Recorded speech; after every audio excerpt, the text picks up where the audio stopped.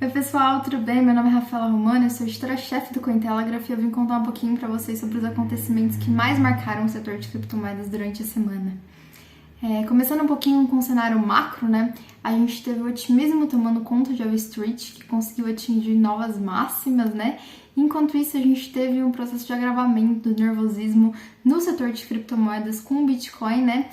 Tendo ali o seu terceiro candle vermelho mensal, né? Mas apesar da gente ter essa queda de mais de 50% já no mercado de criptomoedas, o Bitcoin continua sendo o melhor investimento do semestre em relação a todos os investimentos brasileiros, né? Então, com isso, a gente tem uma perspectiva, assim, um tanto interessante sobre mesmo como, durante uma queda tão acentuada do preço, ele continua sendo um ativo tão interessante para os investidores brasileiros. Mas o cenário basicamente continua o mesmo. Os varejistas continuam vendendo e as grandes instituições, as grandes baleias e os detentores dos holds de longo prazo continuam comprando. Isso faz com que a gente nem consiga ter uma quebra dos 30k muito em evidência, assim, nem os 35k, né? Então a gente continua negociando um novo range.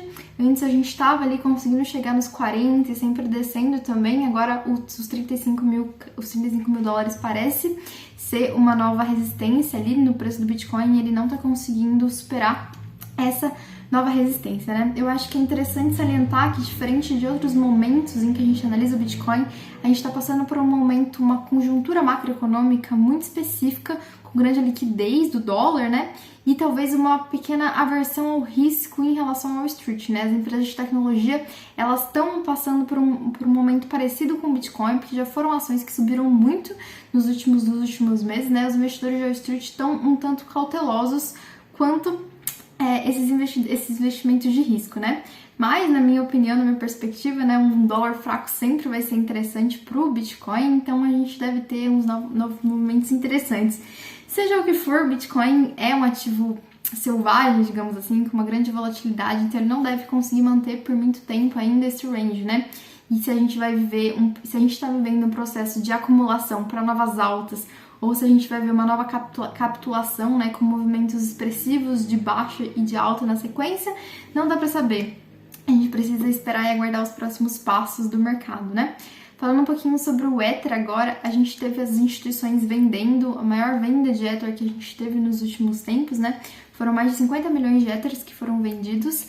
Mais interessante que a gente teve um relatório também publicado essa semana mostrando que provavelmente quem está segurando o preço do Ether são os investidores de DeFi, né? Porque o que acontece é que grande parte dos protocolos, eles bloqueiam esses fundos para negociação, para ter rendimento, né? Então isso pode fazer com que os investidores não estejam dispostos a liquidar o Ether dele, porque eles já estão tendo uma renda passiva com esses protocolos, né? Durante esses últimos desenvolvimentos. Mas a gente teve uma análise bem interessante também, publicada pelos analistas do JP Morgan, né? Falando que provavelmente o Ether vai catalisar um mercado de stake de mais de 50 bilhões, né? Então a gente está fazendo aí a transição, a gente está nos processos de transição do Proof of Work do Ether para o Proof of Stake. Durante essa semana a gente atingiu mais de 6 milhões de Ether bloqueado, né, para essa transição. Então a gente está vendo também esse movimento de transição em relação a esse protocolo, né?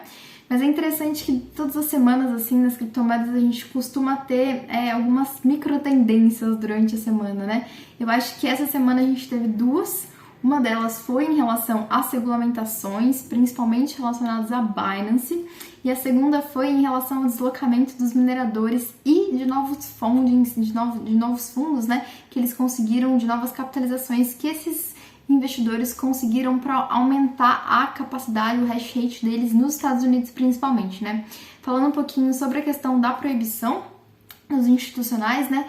A gente teve mais de 3 continentes, basicamente, que estão restringindo as atividades da Binance, principalmente relacionada a derivativos. A China está num processo bem grande de aumento das restrições também de exchange. A gente teve a Huobi também essa semana que passou por um processo de restrição, né? A gente teve no Reino Unido também, né?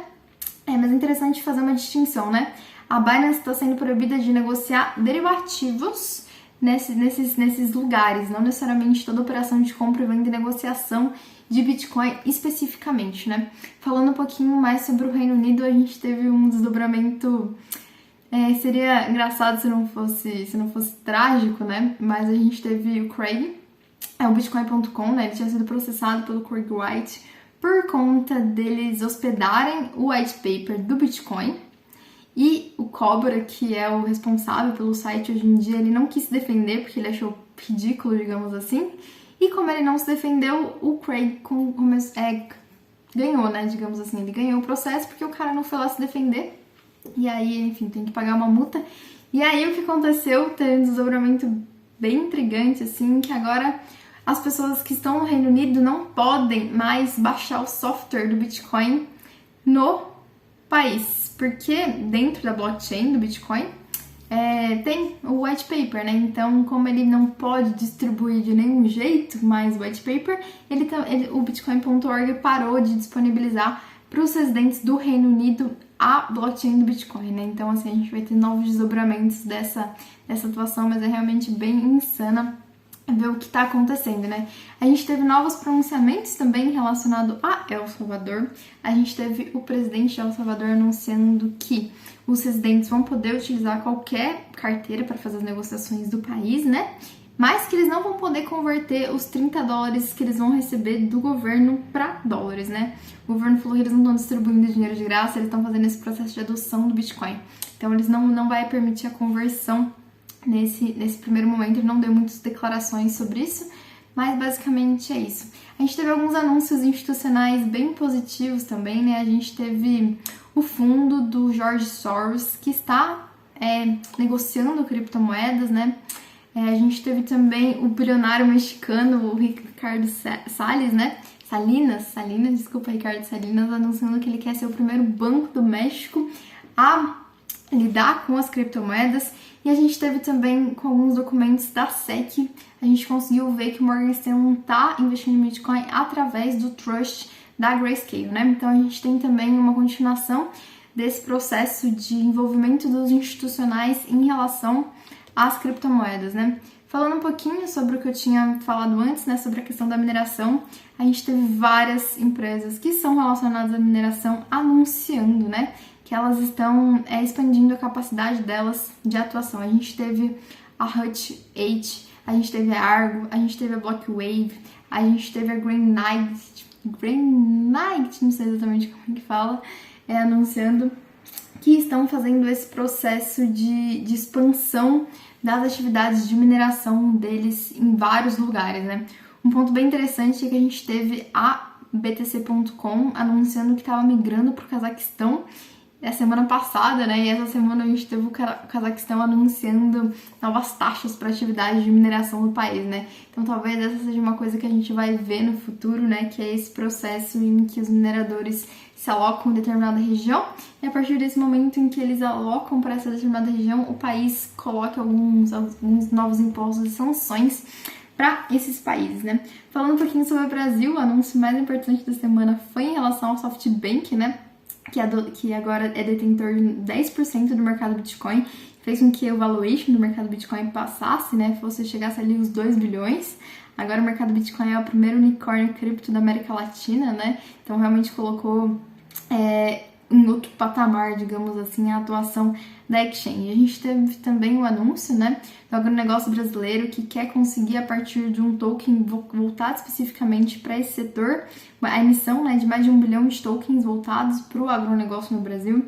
A gente teve também o iFood anunciando uma parceria com a Moss para zerar a emissão de gás carbônico das operações deles, né? E a gente teve também a Seleção Brasileira, né, anunciando uma parceria com uma empresa de blockchain para lançar novos NFTs, né?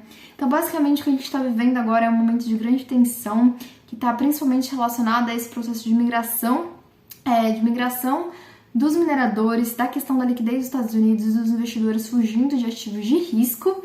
Mas a gente tem tudo para ver um cenário ainda bem positivo no futuro, de não longo prazo, devido a esse comportamento que a gente continua vendo, que é os grandes investidores continuam comprando Bitcoin e você precisa decidir de que lado você vai estar.